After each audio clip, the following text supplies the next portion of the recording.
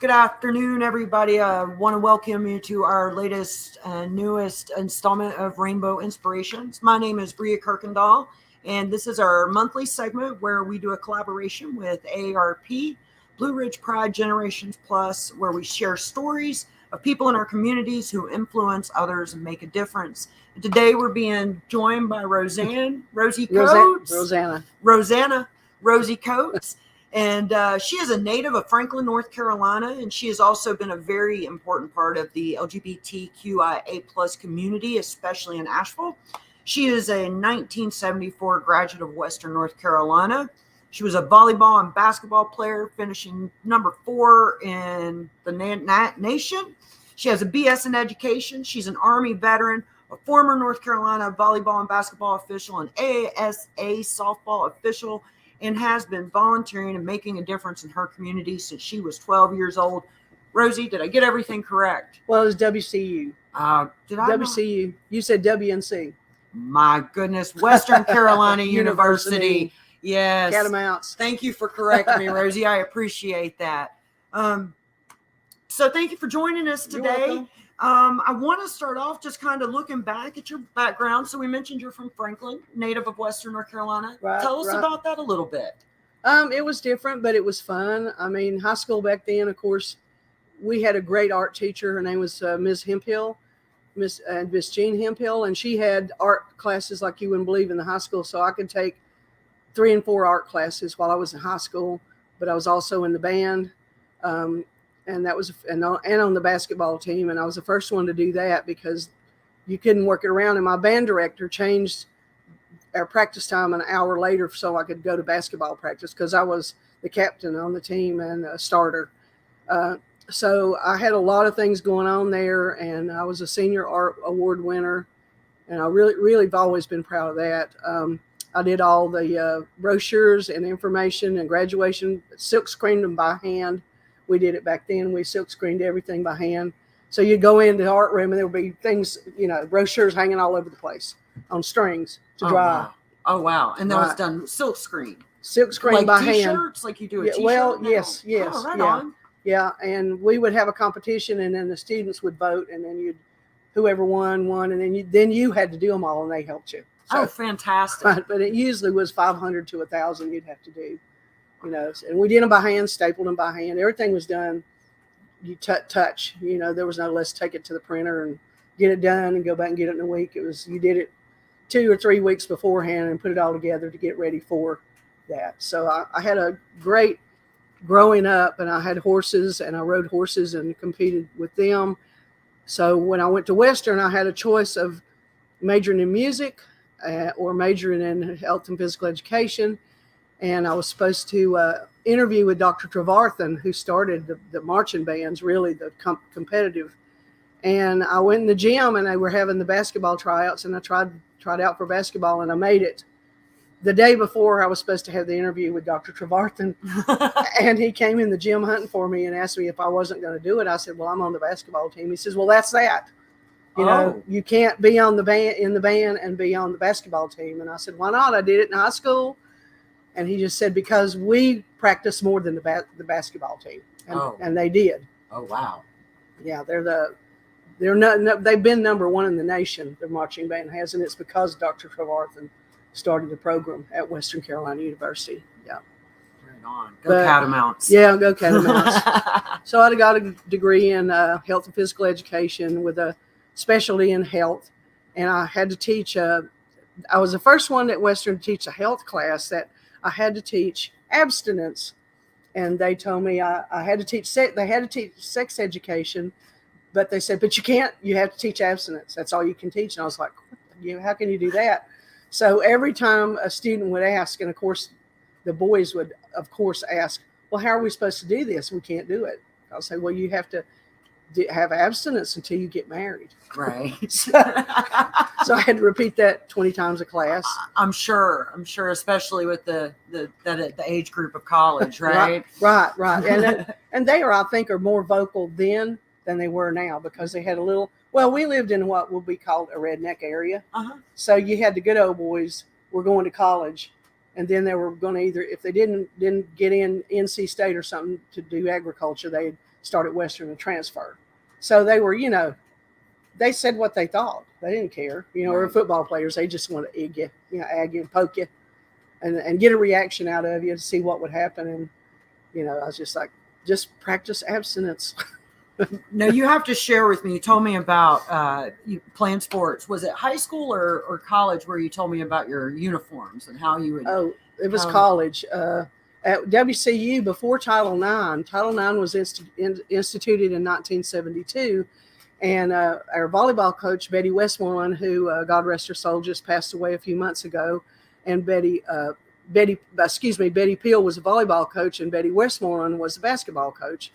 And they were fighting the whole time for Title IX. And Title IX was so that women, the monies at universities that were given were supposed to be shared with the women. They were supposed to be split. And they weaseled away around sharing it 50-50, but they, at least 1972, they had to, where they lost their funding. And so when I started playing in 72, well, really 71, 72, our mothers had to make our uniforms. And so when they made our uniforms, nobody told them the numbers are this size, 1.5 inch or 1 inch. So we had 20 people come out there with different size numbers. And the officials would always come over and either volleyball give you a red card to start the game or a technical to start the game, because it said in the rule book that the numbers had to match up. And I don't know why they didn't tell us that, or so we could tell our mamas. And basically the school paid for our vans to go to games, paid for our food. If we had to spend the night, they paid that, bought us a pair of tennis shoes, and that was it. We had to have our uniforms made ourselves, and we had to buy our sweatsuits. But then after Title IX, after it was really 73, we had our first uniforms, and they were skirts, kilts, because Westchester won the national championship the year before, and they were all like, oh, they look great. Let's do that. Because when I started school, we had to wear skirts to class and on campus.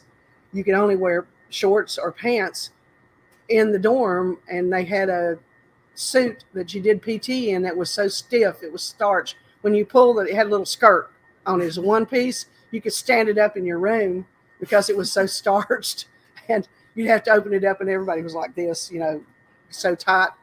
But doesn't sound like the most comfortable thing to go win a championship. No, but they look good. They look good. But I look sharp, girl. There was like a little blouse with a little round collar and kilts, blue with a green and yellow stripe on it, kilts. Oh, that's fantastic. So it was great for a layup. When you came down, the back end went up. That's not what they thought. They didn't know that. But and the back end of the skirt, pops up when they come down. But the year after that, they finally said, okay, y'all can wear shorts. And so we had the uniform with the shorts the next year. I think that was 73. But it was fun, and everybody was like, what are y'all wearing in the state of North Carolina? Because when we started, all the basketball teams were one. There was no one Division 1, 2, 3. Everybody was the same division. So we were playing UNC, and we were playing Duke, and stuff like that. And they were like, what are y'all wearing? What, skirts? We were like, yeah. Don't they look good? Aren't they great? That's fantastic. I can't imagine if I was tasked with making my own uniform, how that would come out. Mostly mamas, except for the women that played on the team. And we had a lot of beauty queens on our team. We had a Miss Morganton, we had a Miss North Carolina, we had a Miss Marion, and they were like big hair. The bigger the hair, the closer to God. And they definitely did that. Well, they could make their own uniforms. And so they did. And we were like, yours looks great. And my mama she was a wonderful seamstress because she made all of our clothes growing up. But it's just the numbers had to be exact. They had, I think, a 1 1/4 inch or something like that. And if they weren't, then, you were in violation and you'd get a technical in basketball. But it was pretty much a hoot to see us out there, because it was another thing. First the skirts, now the numbers.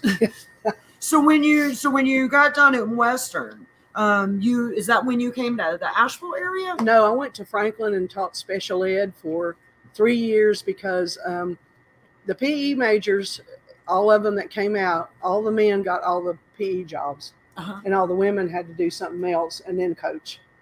The women weren't the women PE teachers weren't allowed really to have any of the PE teaching jobs, just the men.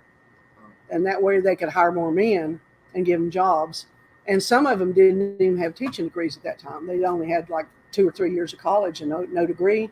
And I had an A certificate, which now you can teach on what, D, something like that. But, I went to Franklin, and after that, I applied to graduate school because I could see that I was not going to get a coaching position. And I went to graduate school, and I stayed 1 year, taught a lot of tennis, a lot of basketball. I created the first ever handicapped PE class, though, and it was for blind students because I volunteered to be a tutor and a mentor to a girl that was going to UNC, and they had to come to summer school. And you had to teach them everything. You had to teach them a 2-inch curb was 20 feet deep. Oh, wow. For them to get around other universities. They were all going to big universities, and they were there. And it was so funny because we had to stay on the hall that was at the other end in Helder, and all the blind students stayed on the same hall. And it's like a friend of mine, they would stagger it with regular students and blind students so they could learn how to get around and stuff. They put this Christmas tree out in the hall, and then one of the teachers that was there teaching from the ski fell over the Christmas tree coming in. Oh no! Yes, and so Sherry White, my friend, and her roommate said, "Oh, we'll fix this. We'll put it on the other side." And she came in and she fell over it again, and she's like, "Damn it!" Can I say that? She's like, "Damn it!" She said, "Damn it, Sherry." She said, "When we fall over something, we know where it is. Leave it alone." But they wanted me to develop some kind of handicap class, and they were like, "Well, why don't you teach the blind students? You're working with them." I'm like, "What am I going to teach them to do?"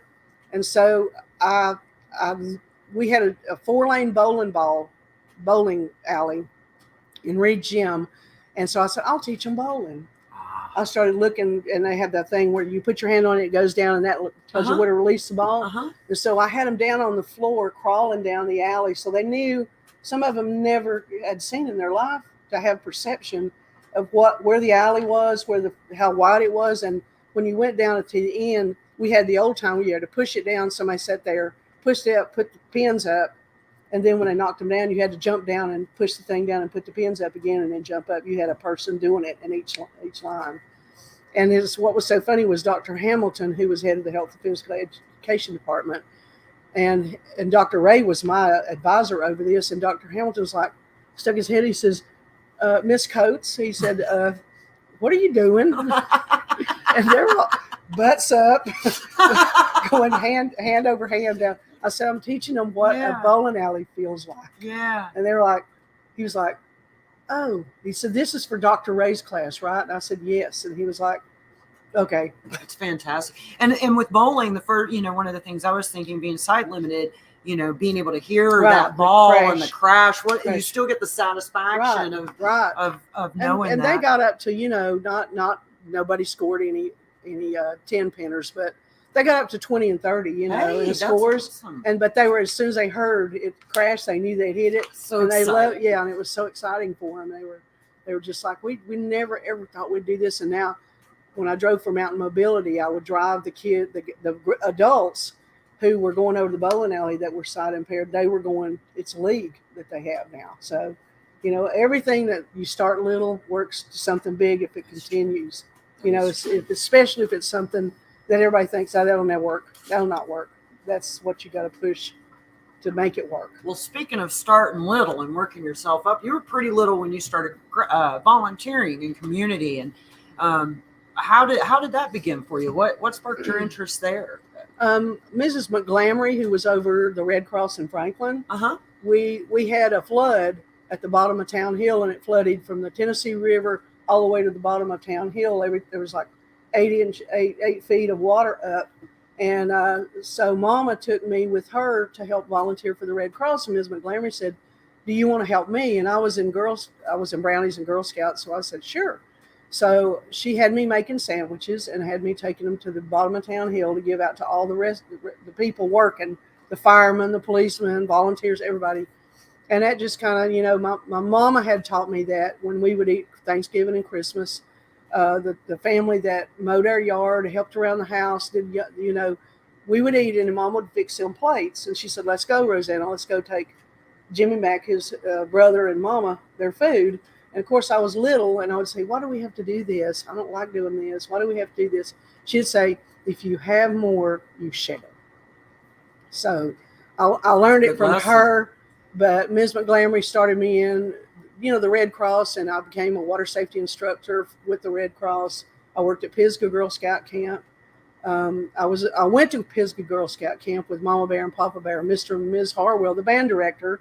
So it all came full circle. He was my band director, and then he was over Pisgah Girl Scout Camp, and ended up making the sanctuary outside church there with everybody. And you know, it from there, it's like it was just so much fun. It wasn't like work, you know. You stay there, and I just learned a lot from as I grew up. 12 years old, and I was raised really strict.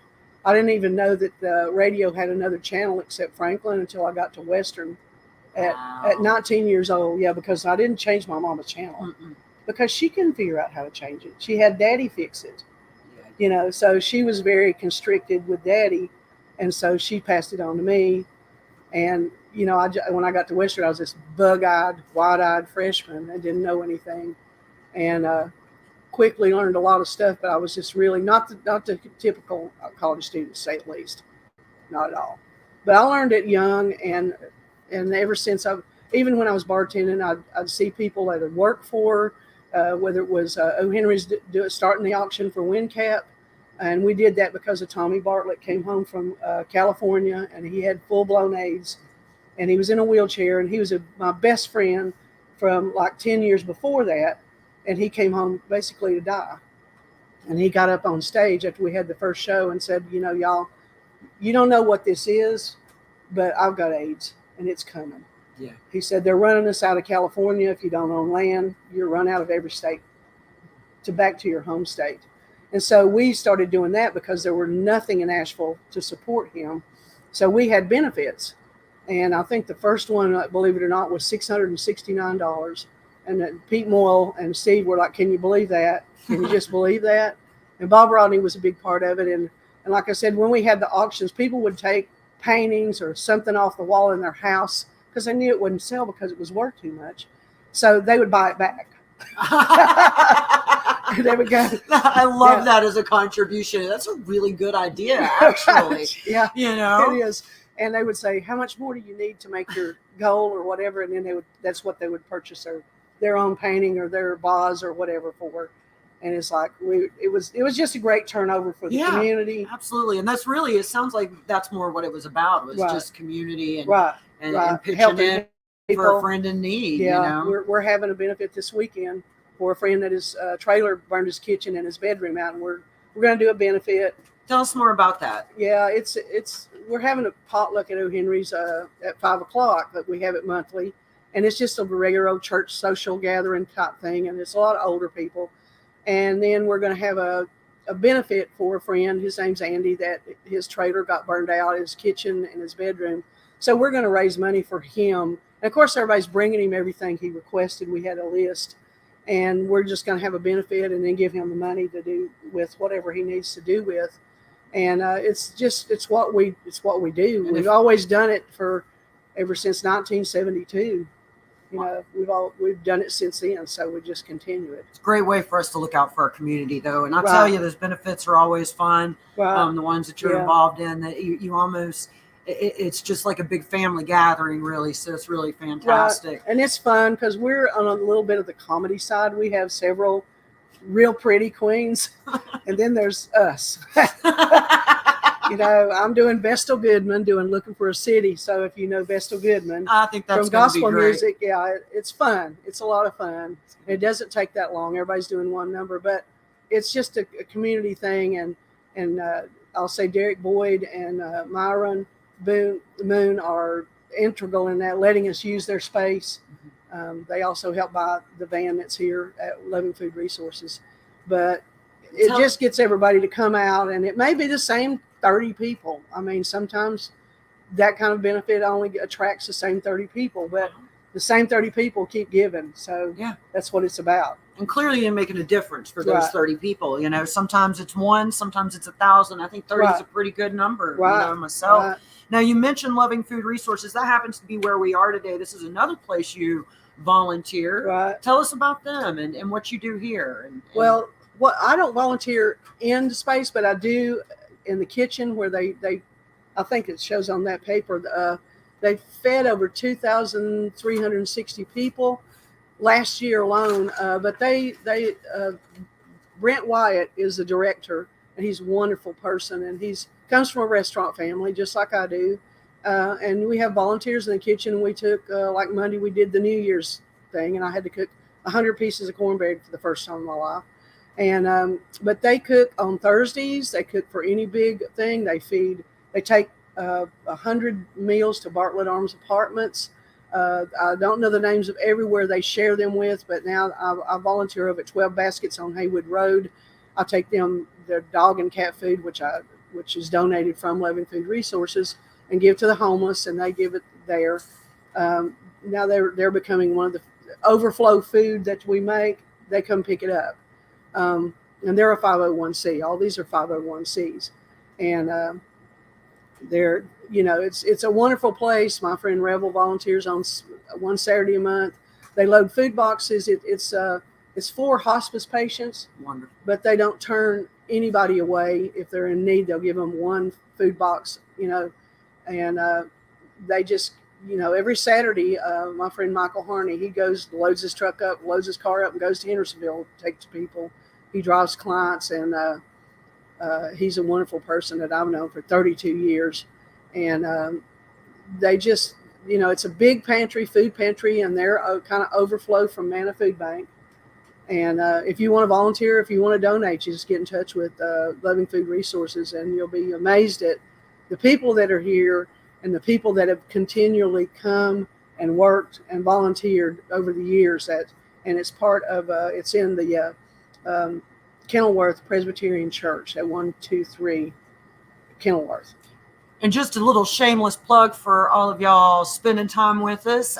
Michael Harney actually did one of our Rainbow Inspiration segments in 2023. So we would encourage you, love for you to go back and meet him, check him out. He truly is a force in our community. Right. Absolutely a great conversation we had with him. So yeah, just had to throw a shameless plug in. Appreciate that. He's like 4 Energizer bunnies. Yeah, he's amazing. Yeah, he's amazing. He's amazing. Now, I want to touch on this. We were talking, and you said something to me about relevancy as we get older, and we grow up in the bars. We're social people. We kind of live in that life, and then all of a sudden you hit an age and start slowing down a little bit. Right. Well, the one thing about the bars is back in the 70s, when people started coming out, they weren't afraid to hide all the time. The bars became the church. The bars became the sanctuary. They became where people got married, even though it wasn't legal. And it became a place to have a wake when somebody passed, because I've literally seen people walk into O. Henry's uptown, 59 Haywood Street, with their suitcase and their little dog under their arm, and sat down after a funeral and said, they threw me out. They locked the doors while we were at the funeral, because they didn't have their name on their house. There was no way for them legitimately except to create a business to do that. So it became a sanctuary for the gay community, and a release, because the pain you feel when your family abandons you and tells you to hit the road, get away, whatever. They're embarrassed by you, and you're just like, what's wrong with me? What did I do wrong? And the thing is that if you continue on, it started with me as a child, basically a 12-year-old. But when I found people like me helping and doing, I wanted to continue it. And then when I turned 62, I didn't quit working. I was working part-time the whole time. And I think people, when they get to that age, they are like, well, should I quit working? Should I not quit working? Should I do? Volunteering, I think, feeds your soul, or I call it polishing your soul. When you volunteer one time, it polishes one little spot on your soul. So, they always say putting a diamond in your tiara, that, but I call it polishing your soul, because if you stop working and you're sitting home and you're like, okay, I can go to the library, I can do this, I can go see movies, I can do this, I can do yard work, but there's nothing that impacts a person's persona and their heart and their soul like giving to somebody else. And in the giving, it comes right back to you, 50% at the moment and 100% later, and it makes your life better off. I think the more you volunteer, if you're depressed especially, because I was diagnosed clinically depressed at the VA, and they wanted to put me on medication. I was like, no, that's not happening, because I have PTSD from the military. And I just started volunteering more, and now I volunteer at 4 different 501Cs. Another one is Aura Home, which is for homeless female veterans. And you know, it's hard. It's hard when you're feeling a little down and stuff, but it makes you lift yourself up if you just help one person. You know, and I know a lot of people say they don't want to help the homeless, but you know that you don't know if that person is addicted. You don't know if that person is battered. You don't know if that person just lost their house, just lost their apartment, just lost everything the day before. And you don't have to consider that. And I know really people that are really trying, and then people that have given up long ago, but they still got to eat. Still human. You're still human beings. Yeah. And that's what we're supposed to be taught, is to take care of the people that are less than us and lift them up.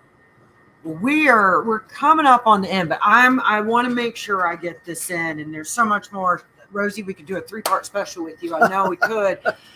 But one of the things I definitely want to bring up is the fact that you are, and we'll try to get this right, Blue Ridge Pride, Western North Carolina, LGBTQIA trailblazer for our community. And you were actually featured at Blue Ridge Pride last year, and considered really one of our founders in creating an oral history and archive. One of the things you did was set up a online Facebook page, documenting stuff. Tell us about that for just a second. Yeah, it's Ash Vegas Diva Darlings, and it's a closed group, and it's Ash Vegas Diva Darlings, yeah. And it's basically no politics. No politics are allowed. And we share pictures from the old days. We share people trying to find out where somebody is, whether they're still alive. And it's mostly, it's 300 older people, but there's some young people in there. You're in it. And I call you young. We just stopped. Okay, that's fine.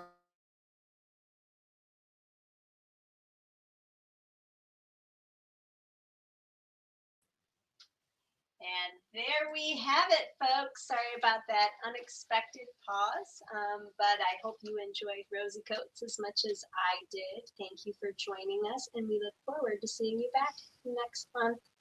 Bye for now. Thank you, Bria and Rosie. Sorry that we missed you there at the end. You are loved. Oops, now my mic goes down. Bye-bye.